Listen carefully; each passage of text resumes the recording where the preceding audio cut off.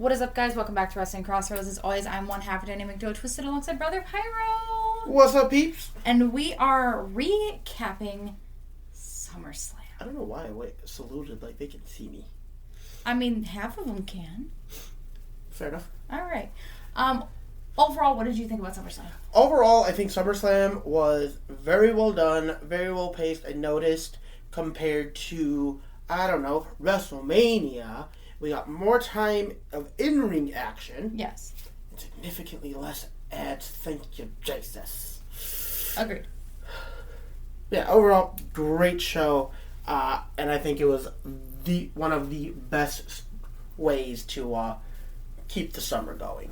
Okay. Do you want to start us off? Nah. Nah. You got it. I kind of figured more or less. Starting off the night was the Women's World Championship. Liv Morgan defends against IYO SKY. This match, kind of on the quicker side of things. We did notice that it was one of the smaller matches of the night. Well, remember, you only had about an hour on live TV to make this match go, and you had another match coming in after this. Yes. So this one being one of the quicker ones. Very early interference done by the rest of Judgment Day, that being Raquel Rodriguez and Roxanne Perez. IYO was able to kind of fight them off, so congratulations to her on that. She did a really good job showing in this. However, still having the upper hand with this was Liv Morgan retaining her championship. Anything you'd like to say about the match? Because you're right, it was on the quicker side of things. Yeah.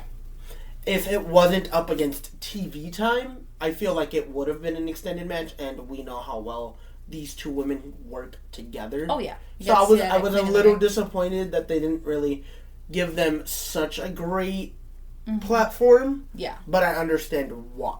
Mm-hmm. Overall, I'm going to go ahead and give it the grade. Yep.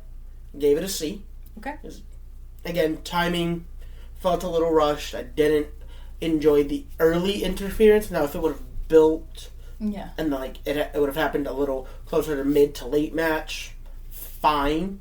I will say the one thing that I do like is, although it felt like a rushed finish, I do like how Liv got into the finish. Oh, absolutely. I will say she did really well going into that second Oblivion. Yes. But I also love the counter to the first Oblivion when she kind of...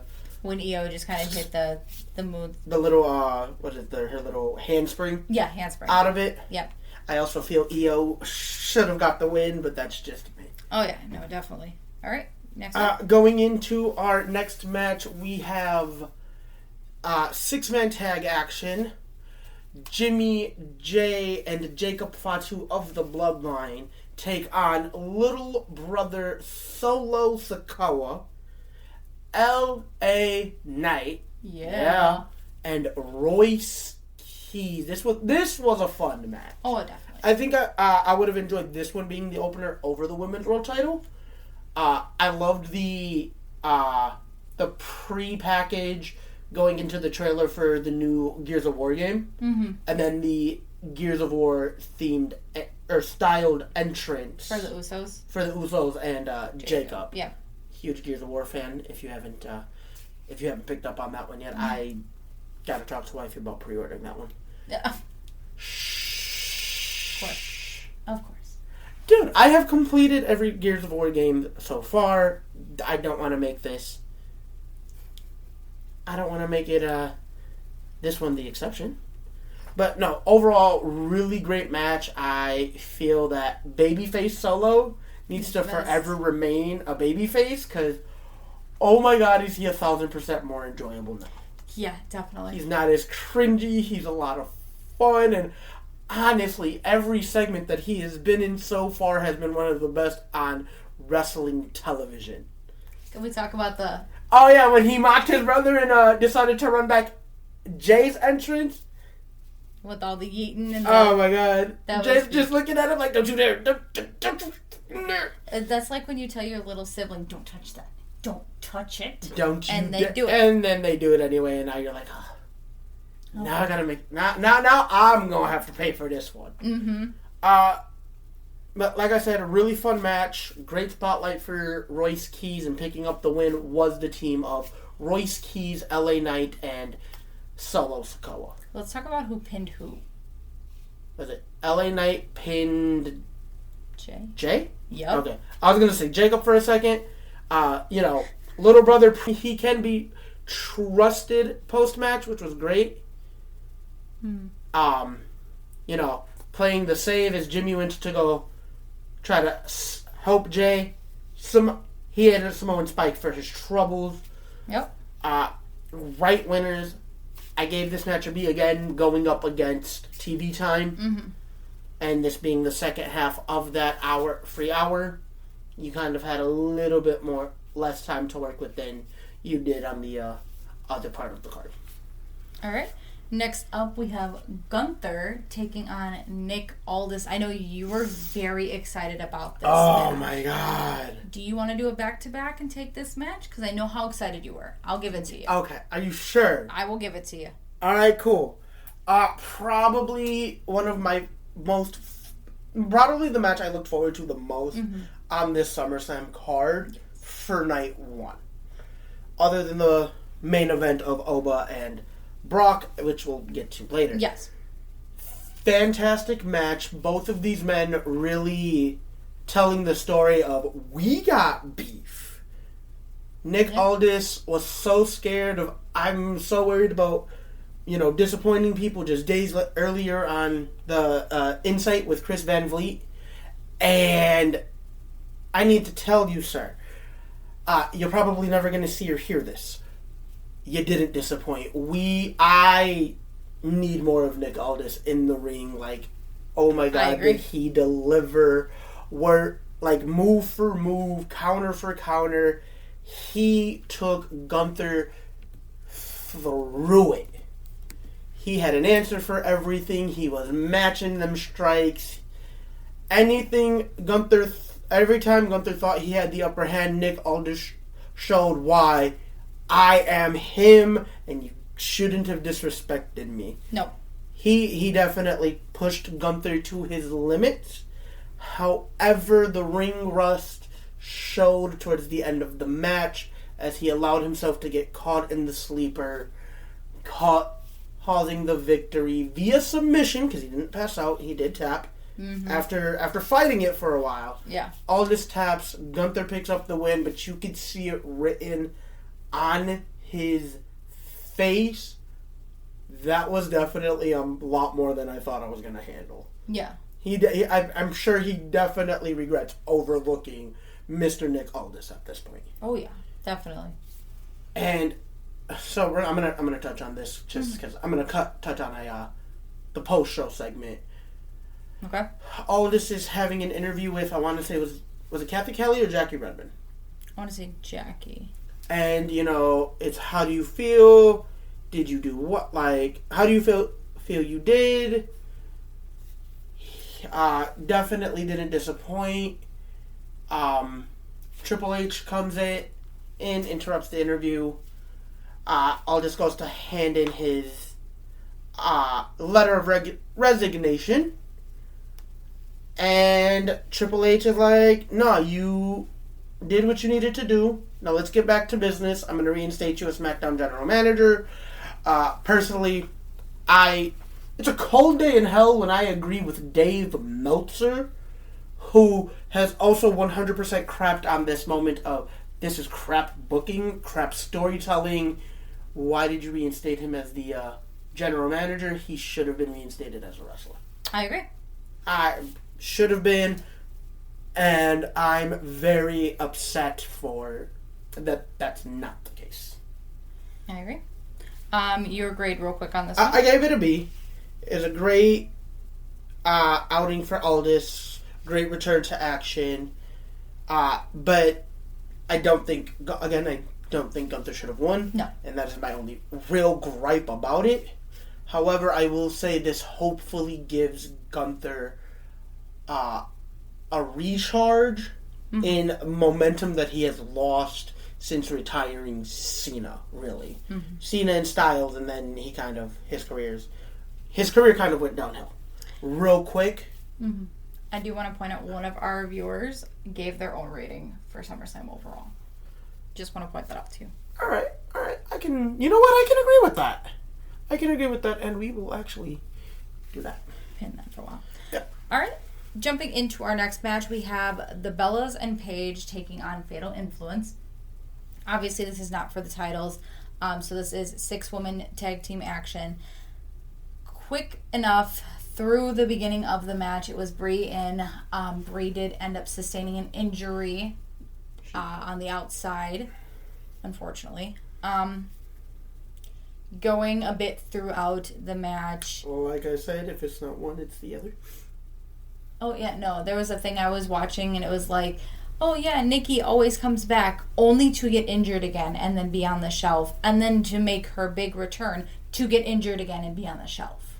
If anybody remembers them from the early days, as soon as one came back, the other got injured, and they just kind of kept flip-flopping and swapping places for a while. For a while, yeah, definitely. I agree with that, totally. So we go through. Fatal Influence is really showing why they are the future, why they are pretty much the counters to Bellas and Paige.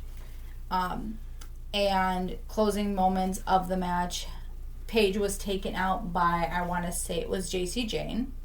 I want to say it was JC Jane. 1, 2, 3, Bellas and Paige end up losing the match. Fatal Influence did win.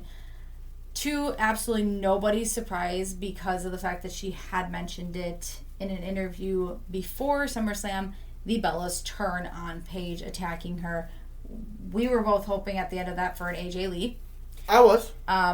However, I think we're going to be getting that a little bit later. But I had also been stating that it was going to be a turn even before that interview came out.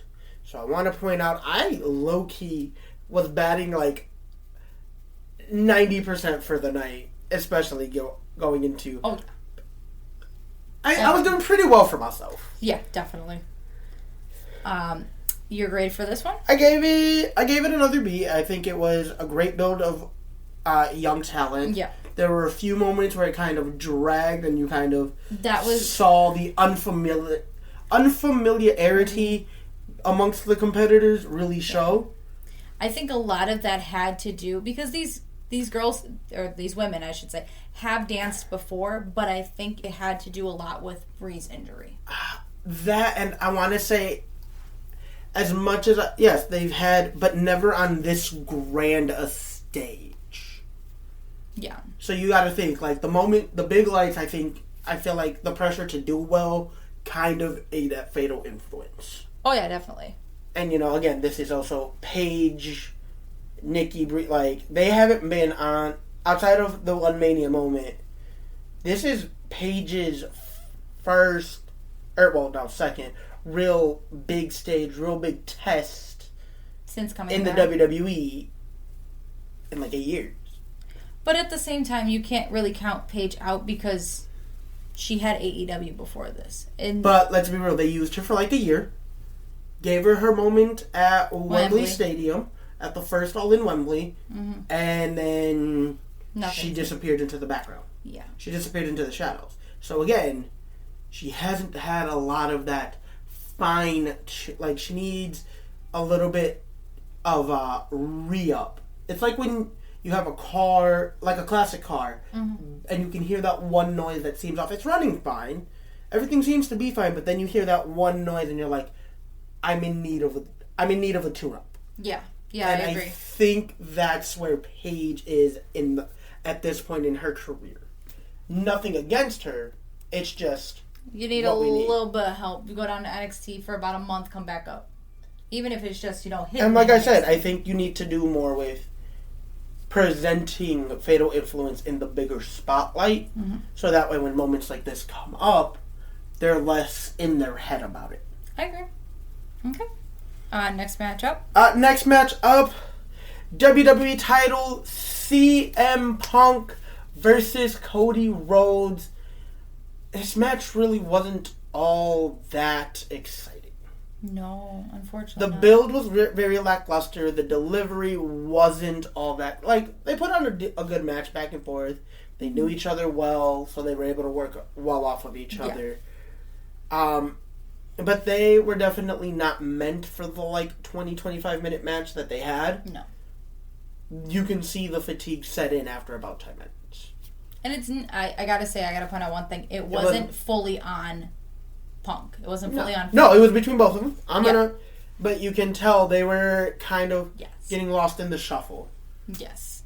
But as the match dragged on, we saw Punk, and for the love of God, I'm gonna need you to never do this again, sir. Because I think we all figured out what the CM in Punk stands for. Can't moonsault. Oh my God. That was so bad. Oh, yeah. Oh my God. The knee to the forehead. Beautiful. Thank you, Punk. Oh my God. It's not how a moonsault goes, hon. He didn't even... If you go back, because I went back and I saw the clip and I zoomed in. The knee was nowhere near the head. Like, he missed entirely and they tried to play it off. Yeah. At that point, if I'm Cody, I'm getting up.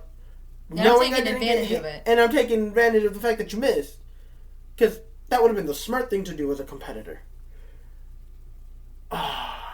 As we're getting into the closing moments, though. Yes. Cody goes to hit the crossroads after they have taken out the ref. Yes. Cody hits the crossroads a little too close to the rope. Punk is able to roll out of the ring. And out of the crowd, out of the timekeeper's area, slithering his way into the ring, Mr. Randy Orton has returned. Hits Cody with an RKO, dips, Punk not knowing what is happening because he's on the outside of the ring. He gets back in the ring, hits a GTS, 1, 2, 3. Ladies and gentlemen, he retained. I love what he had to say on the post show. Okay. Because he's calling out everybody. He's like, yo, anybody that wants a part of me, come get it. It could be... he addressed the number 1 contender match going into night 2. Yeah. Balor and Zayn. He's like, either one of them can come get it. Cody can come get it again. Saw that Randy's back. He can... If he wants a piece, I'm right. I would love Randy going for that title. Oh, yeah. So would most of our viewers. Oh, my obviously. God. Randy Punk... I would love that, especially because roles would really be reversed. If you remember the last time they feuded, Punk was leader of the new Nexus, of Nexus 2.0. Oh my God. I barely watched Nexus 2.0. So, I was here in Wisconsin when that was happening. Punk was the heel, Randy was the face. Okay. Oh yeah, now it'd be switched. Randy the heel, Cody Punk the face, which I think they're gonna they'd deliver a really good match. Give Randy number 15 at some point though, because it should have happened at Mania. I agree, as does the viewers as well. Oh yeah, I see this. Overall, I gave it a B again. Saw the early fatigue. Highlights to that though was the beautiful storytelling behind it, back and forth, and Randall Keith Orton. Somebody he did an interview and they're like, oh yeah, by the way, what does RKO stand for? Isn't she like to say it's the most dangerous letters in all of the company? Bro, it's just my initials. Yeah, it is literally just his initials, which I loved. It's funny because I had no clue that RKO stood for his initials till my ex told me. Till my ex told me when we were dating, I had no clue what it meant, and he goes, woman, this is what it stands for. Mind you, I was so brand new into wrestling at the time that I only had watched it when I would go down to Arkansas for the summer. Yeah, when you would go visit family. Yeah. So when I had really gotten into it with my ex and we had watched it, he had explained to me because I asked him one day, well, what does this mean? And sure enough, he's like, it's the initials. If you're going to be with me, you're going to have to know this stuff. It's the initials. I'm sorry, I'm looking at the comments coming into our live stream. We're getting there, buddy. We're getting there. He's addressing one of the... Yep. We're getting there, I promise. Yeah. Patience, my guy. All right. Main event? Main event. All right. Main event for night 1 ends up being Hell in a Cell. Oba Femi takes on Brock Lesnar. Going into this, they are 1-1. They're 1-1 going into this, like I said. Everybody who has watched this match said that it was a car crash. It was chaos. I don't think it was as much of chaos as they're putting out there. No, for sure they could have done a lot more, but for what they did, yes, they did really well. Yes. The early use of the chairs and the kendo sticks and the steel steps. Can we talk about how them steel steps started to concave in? Yes. So obviously, as you had stated, these steel steps were used. Brock was using that to kind of hit Oba, to be able to win this match. Brock hits a couple F5s, goes for the pin, Oba kicks out. Oba hits a fall from grace, Brock kicks out, and in former feud fashion, sits up and laughs in Oba's face. Oh yeah, the nod to Undertaker. They go back at it a bit more. Brock then exposes the wood that is on the wrestling ring. Hits a tombstone pile driver onto the wood, and in beautiful adrenaline / no-sell fashion, Oba... Oh, he definitely sold it. No, you know what I mean, more or less. Everybody's calling it a no-sell, that's why I say both. Oba kicks out at 2, flips over, and completely just shows that it was all a rush of adrenaline that carried him over. Brock gets up, grabs a steel chair, and Oba punches it out of his hand, only to hit Brock out of, not even on the wood, specifically away from the wood with a fall for grace. 1, 2, 3. Oba wins the match 2-1. 2-1. Wins the rubber match. Let's talk post. I say puts the feud away. Lesnar goes to leave. Oba goes to leave originally. Or has his moment. Brock goes to leave. Brock comes back, asks for a microphone. Comes back in, and then he dons Oba the future of the business, himself as the past. Sir. Sorry. Sir. You know what? Give us the grade. You're talking. I gave it an 8. Outside of the could have been more carnage. Mm-hmm. Very well. They both had the will not go easy into the night mentality, which I loved, and it was a great passing of the torch moment. Mm-hmm. All right, you want to keep talking? Going to SummerSlam night 2. SummerSlam night 2. You want me to start it off? All right. You keep going. I had a moment right there. Just one. Do you want to start it off? But yes, I do. Of course. So, night 2 kicks off with our number 1 contender match. Finn Balor, Sami Zayn, 1-on-1. You're wrong. You're wrong. It was not 1-on-1. Aldis comes out. With a nice shiner. Oh, yeah. And announces, as you guys saw, I was reinstated as GM. And I'm going to do something real quick. We're going to add somebody to this match. And who do we add? None other than his opponent from the night before, the career killer, the ring general, Gunther. I do, as much as I don't want to admit, everybody's complaining that he shouldn't have been added, it should have been the one-on-one. No. I feel like Aldis did the right thing in terms of the story that they are trying to tell. Aldis did the right thing adding Gunther. I agree. Made it the triple threat match. You screwed Gunther out of what could have been a fantastic fatal 4-way. And now looking back at it, I kind of wish that match would have ended up the fatal 4-way. Mm-hmm. Sami Zayn is in the ring, absolutely beside himself, pissed off. Gunther makes his way out, shakes Aldis' hand, lets him know, hey, You're doing the right thing by putting me in this match. Thank you for finally getting it together. Yeah. Gets himself in the ring. Aldis, we notice, is still on the ring. On the stage. Yep. See, I didn't say anything about adding just one person, so we're going to add one more and make it a fatal four-way. We're getting that moment of silence. You know, everybody's in the crowd is trying to figure out who it's going to be. And I hear one of the most beautiful sounds to ever hit. Twisted, why don't you go ahead and tell us who got added as the fourth member of this number one contender Fatal 4-Way. Kevin Owens has returned from injury and surgery to the ring. I am so excited. I loved the Fight Owens Fight Forever on the back of the t-shirt. Oh my god, he's got a new shirt out and I need it. I need it. I need a new Kevin Owens shirt. You know what? We is planning to go to Raw, so... But he's going to be on SmackDown. Hey, that doesn't say that they ain't going to be there. Valid. So I'm just saying. Anyways. But, like, I popped so hard, I feel bad. Sunflower was trying to take a nap.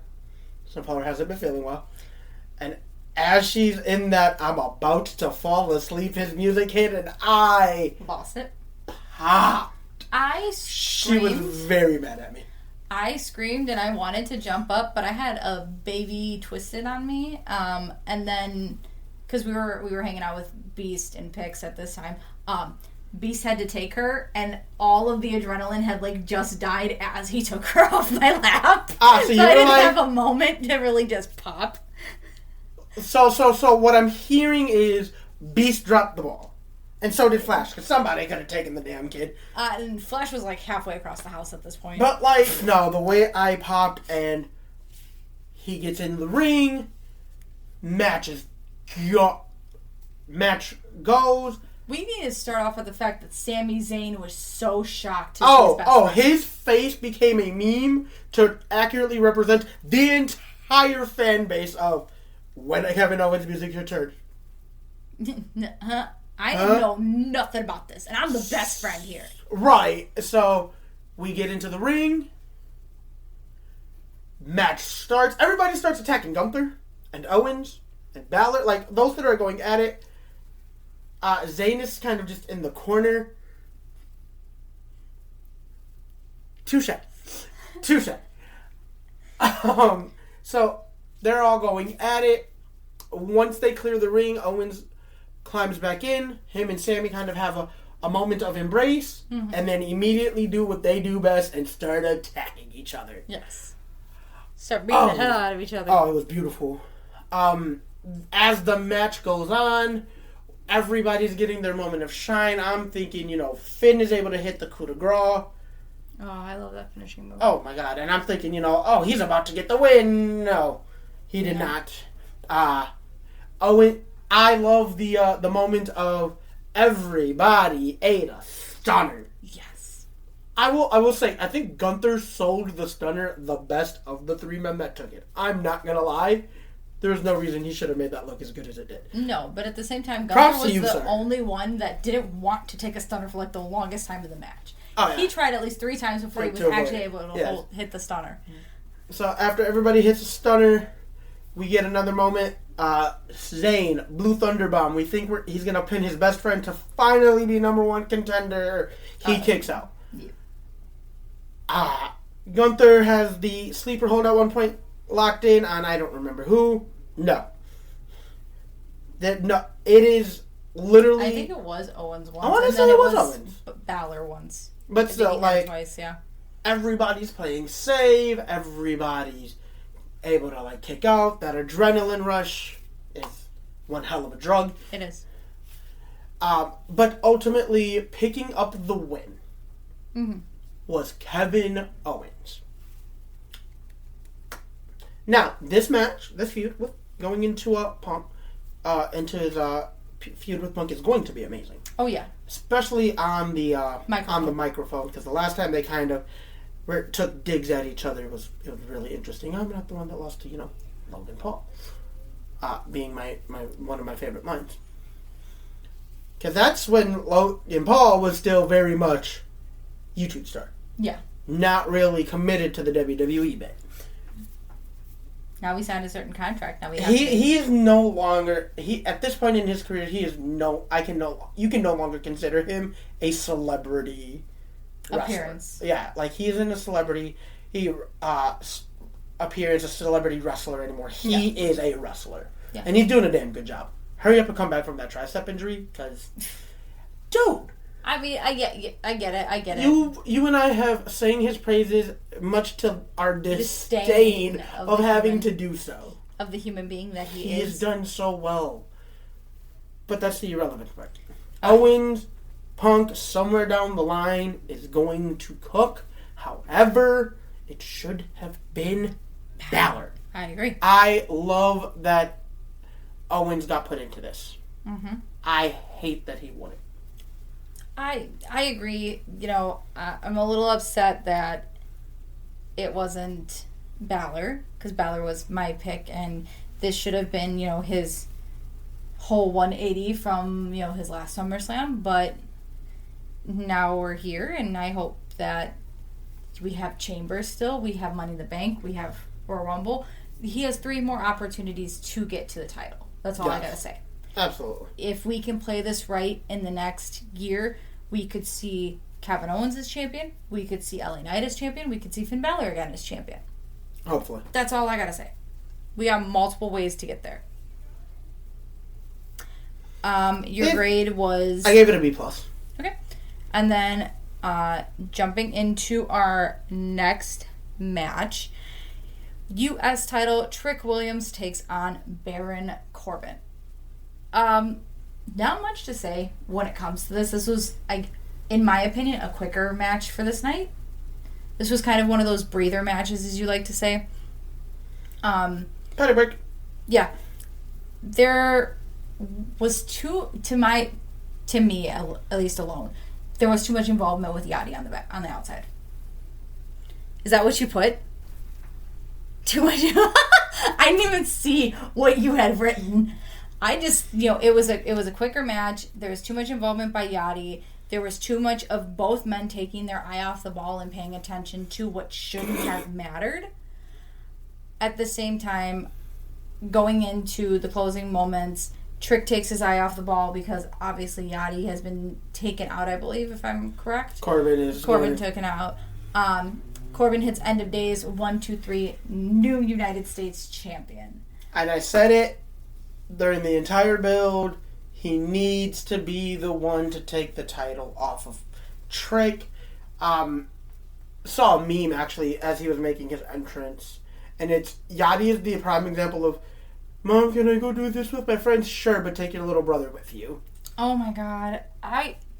Is it just me, or when Trick was on his circle, was he like trying to pay attention to everything that was going on, but couldn't understand that he was on the damn circle? That was like, I weird. know that I can watch what's going on, but I'm on a circle, and I don't get that I'm on a circle.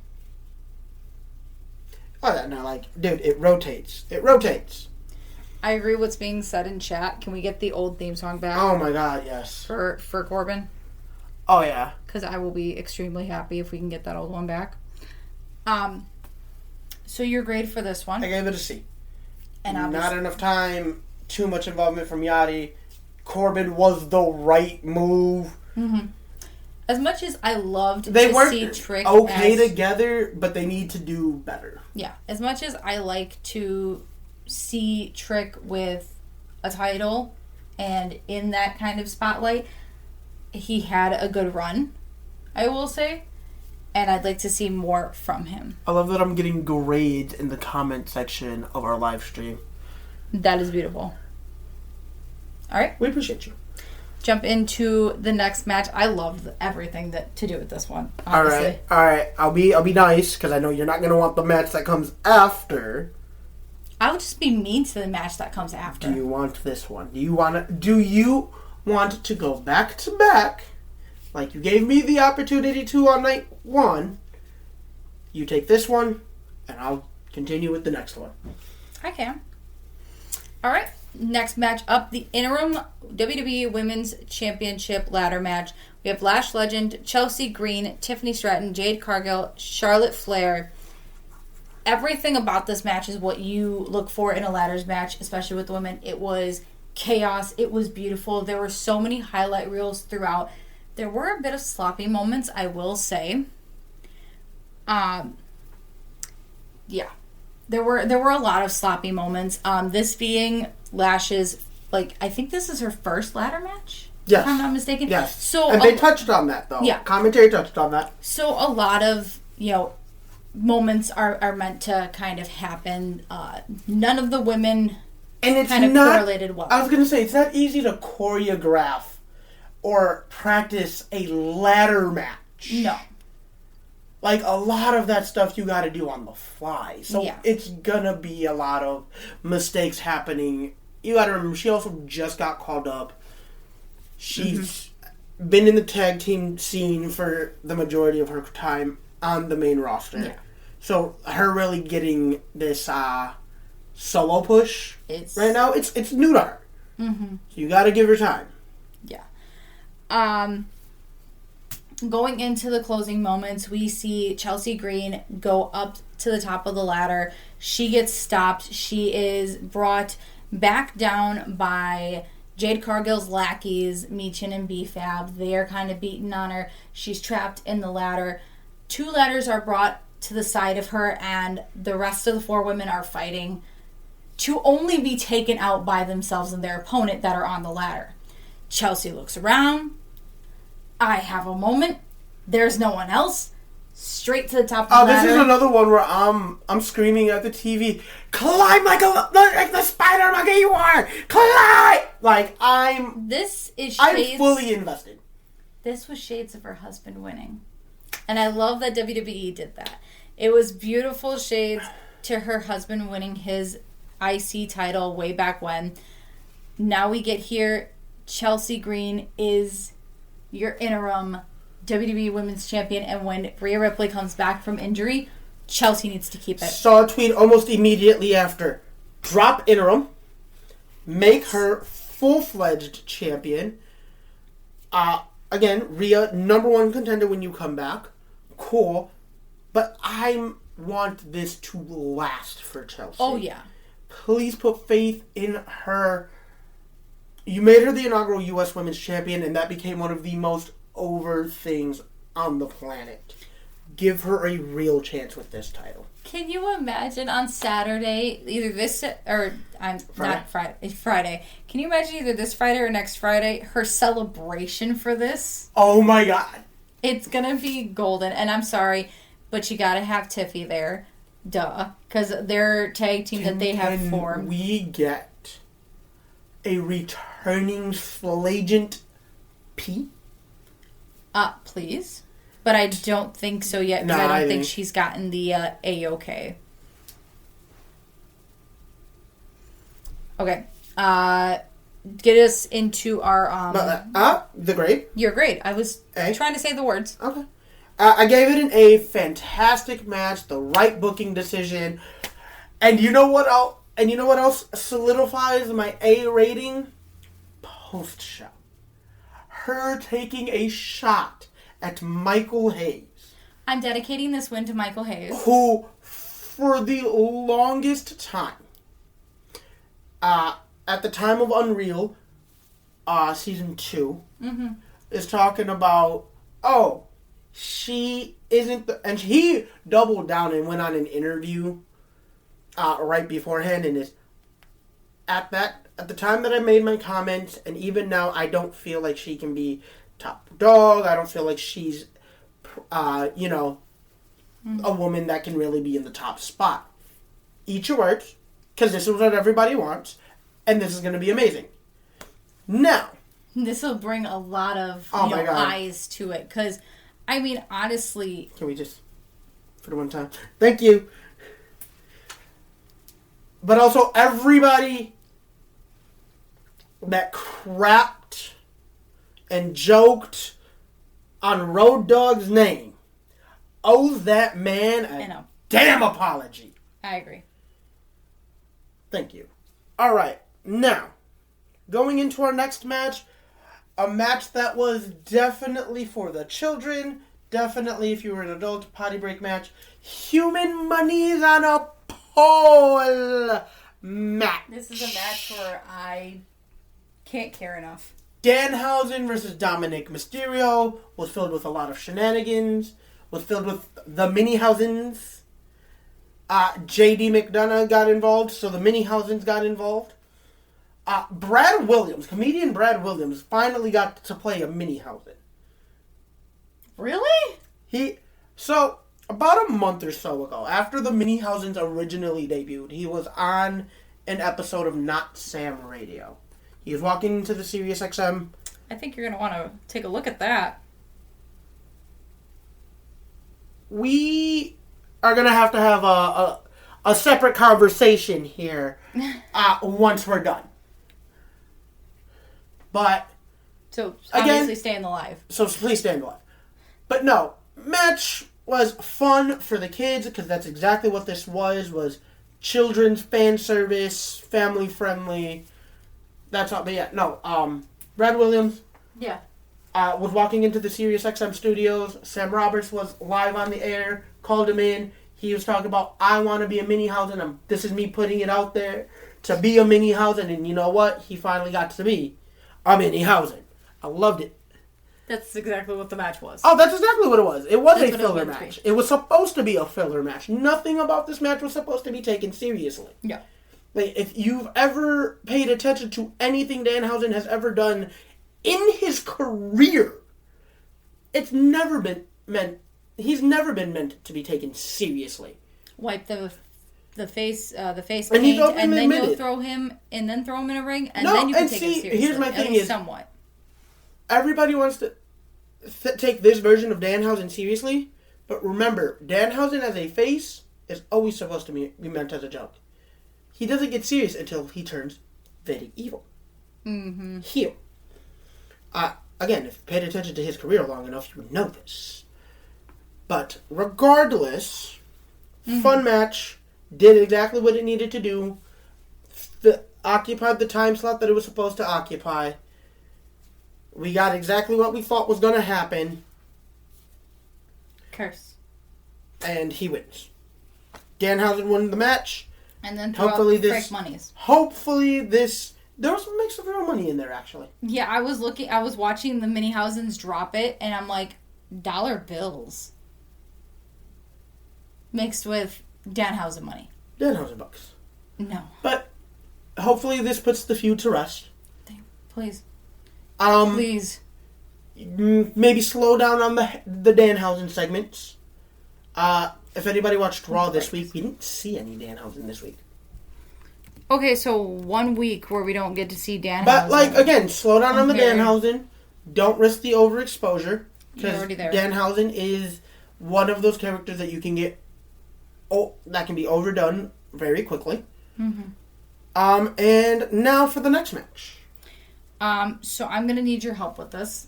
Kids were a little too rowdy when it came to this one. Cool, because I'm going to need your help with the main event. Oh, all right.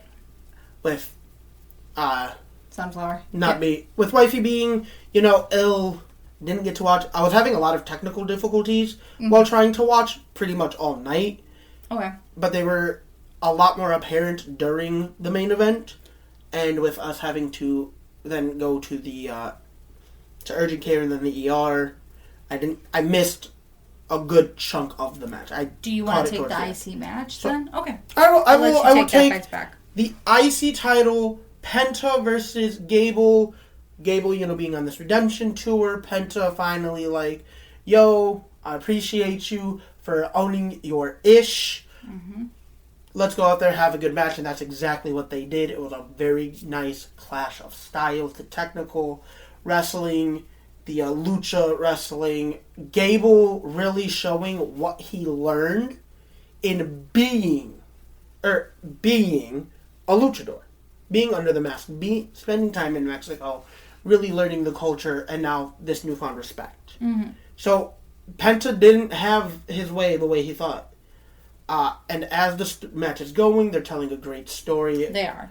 Ori, one of my favorite moments was shades of Mania 24. Okay. Ric Flair's retirement. Michaels tuning up the band, looks at Flair, tells him he's sorry. I'm sorry, I love you. One of the most iconic moments, first Mania that I ever got to watch live, actually. Okay. I was like 9? I don't know, my first WrestleMania was, I want to say 27. And I was still with the X. Yes.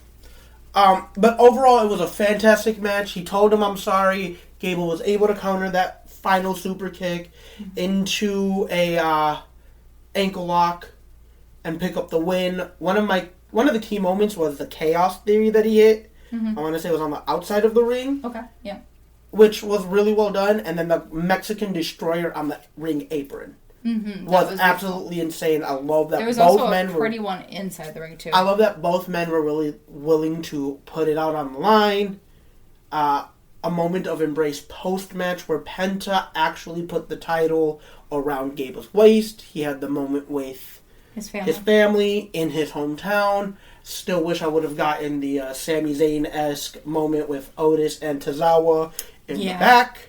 Yeah. Where, he's getting ready to make his match, and... You get that, yeah. Yeah.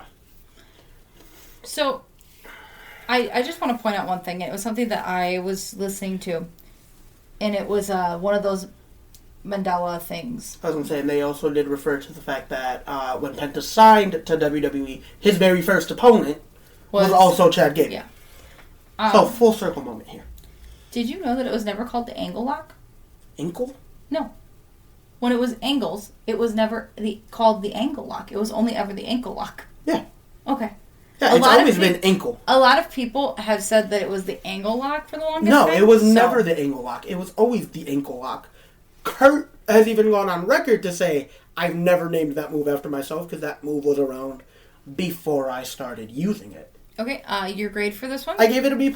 I just felt like the end was just a little rushed. I think he could have cinched it in a little more before Penta tapped. I think he tapped a little too early. Okay.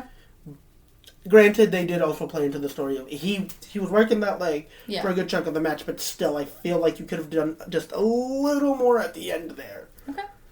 I do see that you put high chemistry. Dude, they have every time they have faced, they have just increased how well their level of chemistry and how well they've worked together, and this was no different.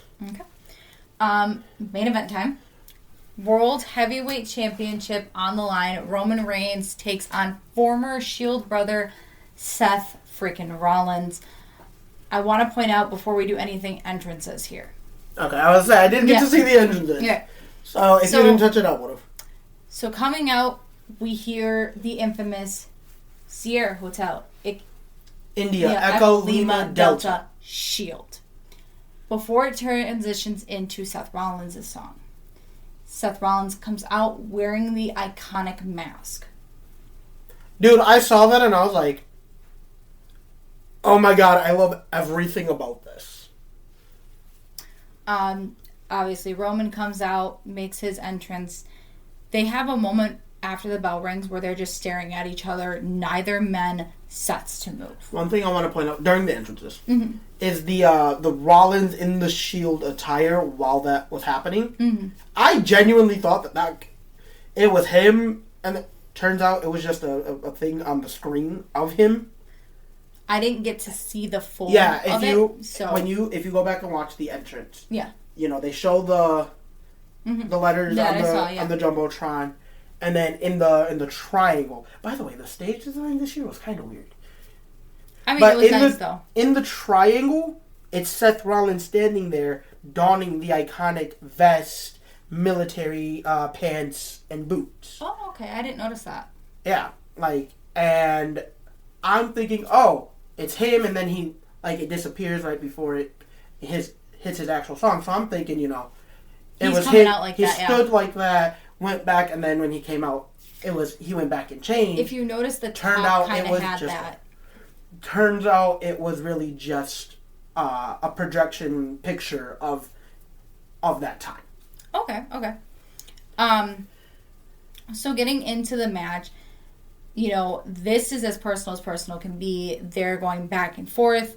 So many beautiful moves between the two. If you watch throughout the match, which I know you did miss a bit of it, they made a nod to their other Shield brother. I got to catch that part. Like, from there on is where... There was two. Yes. So not only did Seth hit the clothesline... that the lunatic lariat, as I want to say Barrett... calls it, yeah. Called it. No, we're brother and sister, so thanks for that. Just want to point that out real quick. Yeah. Anywho, getting back into what actually matters. Beyond that, we had the DDT, the Dirty Deeds, being utilized. I'm like losing my train of thought here. You're good.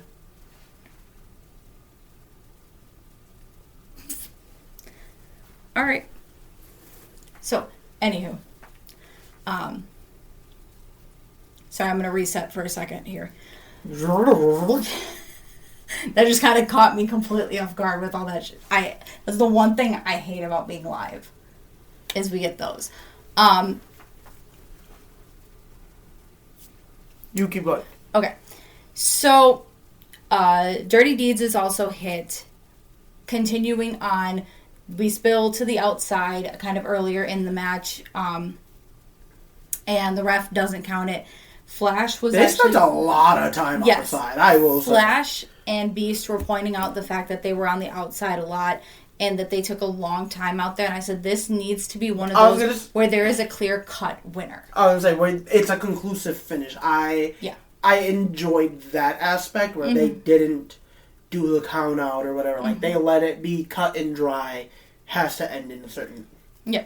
And then we get back to the ring. I believe it was Rollins was put through the table. They get both back in the ring. Actually, they both ended up through the table. They did? Yes, because Rollins did it to Roman, and then Roman got up and did it right back to Rollins. That might have been one of the moments where I was kind of looking away dealing with the little is. Closing moments of this match. Seth Rollins hits a stomp, tries to hit an avalanche stomp off the top rope. Roman is a little too, what am I thinking?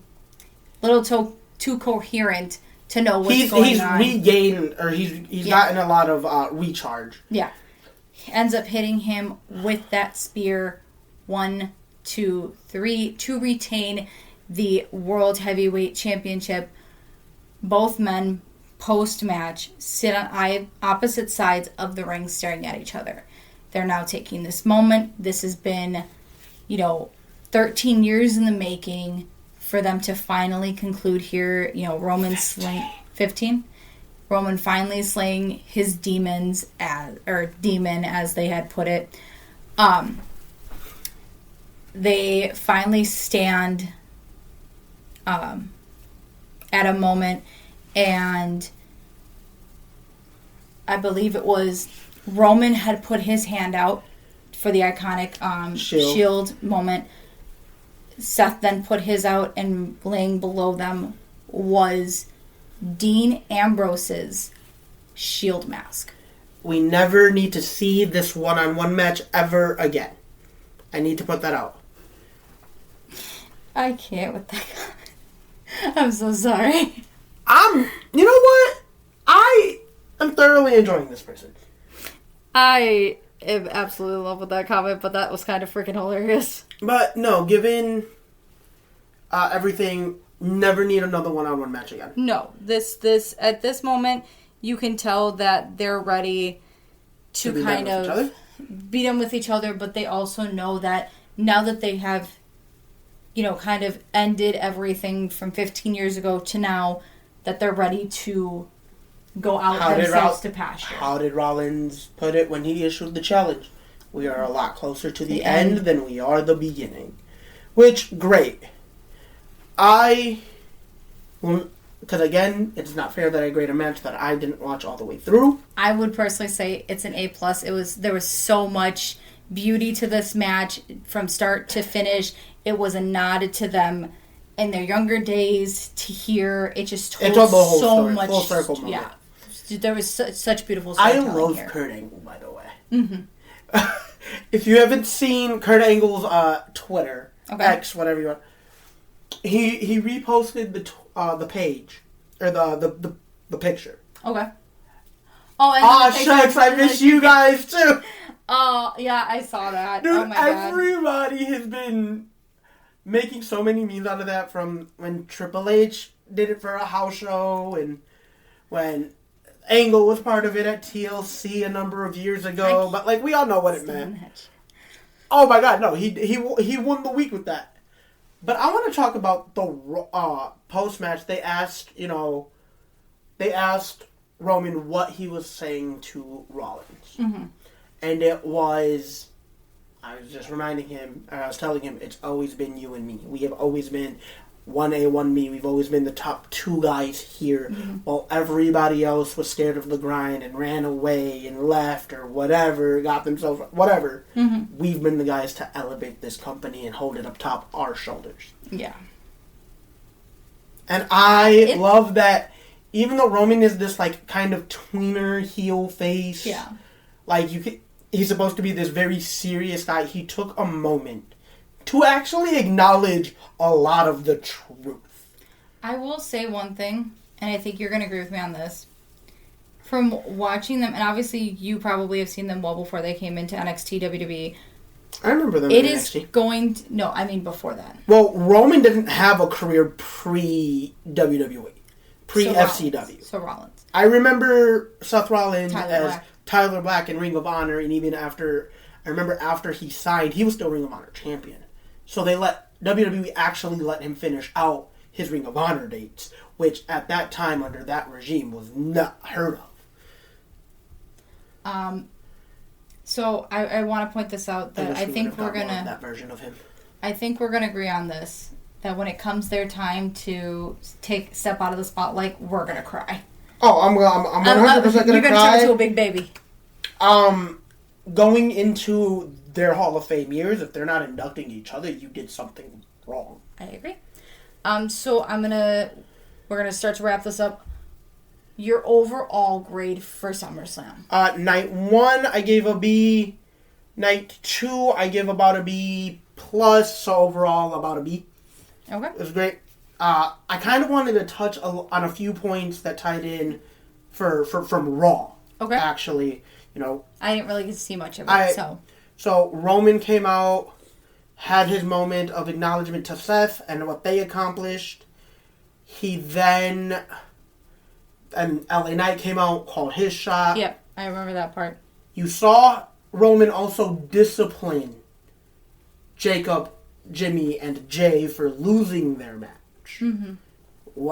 Leading to a street fight in which Jacob beat Royce Keyes. Yes. And the post-match beatdown took him out. Yeah. Another thing I want to point out is the Oba Femi of it all. I didn't see that part. So Oba has a moment early backstage right before he's about to go out. And he finds Heyman watching the monitor. Because it's post a Braun Breaker match. Or, I want to say it's a Vision segment. Yeah. But he finds Oba... Finds Heyman backstage, watching the monitor for whatever's going on. I think it was right after the first segment, actually. But he's like, hey... Tell Lesnar I said thank you. Okay. He didn't have to do it. Essentially, he didn't have to do what he did. Miz revealed that whole thing was unscripted, creative, it had nothing to do with it. So it was Brock Lesnar being Brock Lesnar. Lesnar doing what Lesnar wants to do. Yeah. So we love that. But so we get to that. Earlier in the day, Lesnar confirms on the Pat McAfee show. He is retired. I'm retired. I took that final slam from him, and as much as I have gas left in the tank, I don't want to feel that slap. I don't ever want to have to feel something like that again. Yeah, that kind of hurt. I'm done. I'm done. So I love that that's how he went about it. But we had that moment. He comes out, addresses the fan, addresses Lesnar, goes into the aftermath as Breaker is leaving from having a match. Yeah, I know they kind of had a moment. They had a momentary stare down. Breaker comes to Heyman. Where's Oba? How am I supposed to know? Oh, I thought he was your new best friend now. But you're right. So I think the next story path, because I wanted to ask you what do you think was next for Oba, but I think the next plan is him, after Oba declared himself one of the guys to carry this into the future, that was originally supposed to be Breaker's spot. That feud is going to be amazing. It is. I need to see it sooner rather than later. Yes. Let's go. Heyman, again, post-show, the Jacob beatdown of Royce Keyes. Roman comes out, acknowledges it, approves of it, and as we're going back, he runs into Rey Mysterio. Oh, yep. Rey Mysterio, hey, you know I'm the GM to AAA, right? I do now. I want to run something past you. Just to find out earlier today, tournament across AAA, SmackDown, and Raw to determine a number one contender for August 14th. August 14th, okay. Is it August 14th? The Raw in Mexico City. Oh, I wasn't sure. I want to say it's the 14th, or no, it's the 18th. So, 18th is a Tuesday for August. You're thinking 17th, 10th, or 24th, sir? I want to say it's the 10th or the 17th. Though. Okay. You want to Google that for me, actually. Yeah. To determine number one contender. So I want to know, me and you've kind of discussed it, who do you think it's going to be? Why don't you give us your pick while I look this up So first? I specifically stated I wanted it to be Vikingo. I was talking to another friend of mine. They suggested Penta would also be a really good match, which I think is the route that they're going to go in Mexico. But you know who else I wouldn't mind it being? September 14th. Oh, it's September 14th. Okay, even better. Yeah. I knew it was the 14th. It is the day after the last Triple Mania. Okay. That's why. Penta. It'll probably be Penta. Does Penta win? Probably not. No. Oh, Roman's not going to lose the title. No. Especially not on a Raw. But you know who I would like to see? I wouldn't mind it being, me and a friend were talking, rumors are circulating, that it's setting up for Dom. Your AAA Mega Champion versus your World Heavyweight Champion? If he is still Mega. Wouldn't it be a bad booking? No, it wouldn't be. Dom, I think, could put on a great match with Roman. Oh, definitely. We'll have to see how the tournament plays out, but I want to see, before we wrap it up, I want your opinion on who you think it's going to be. Okay. So with it being right after the Triple Mania, say however the outcome goes for that AAA Mega Championship match, I'd either like to see, I'm going to give you 3 names. Dominik Mysterio. I'll agree with you on that one. As much as I hate to say it, the large coffee. El Grande Americano. If you're new here, that's all I refer to him as, and that's all I'm going to continue to refer to him as, because I hate that gimmick. Or, I can't say Penta, because I feel like Penta gets too much of a chance. I'd like to see the little brother. I'd like to see Rey Fenix. Oh my God, yes. I feel like that would be a fantastic match. I feel like him and Roman could put on something great, too. Oh, I do too. Alright, with that being said, we come back next on the 30th, or essentially the 29th, for NXT Heatwave and AAA again. The 30th is AEW's All In. We also have NXT and NXT Heatwave and AAA, plus apparently All In. So we knew about All In. I know. All In was the one that we were supposed to be covering, and if they're giving me Heatwave on free TV again, we're not doing that. No.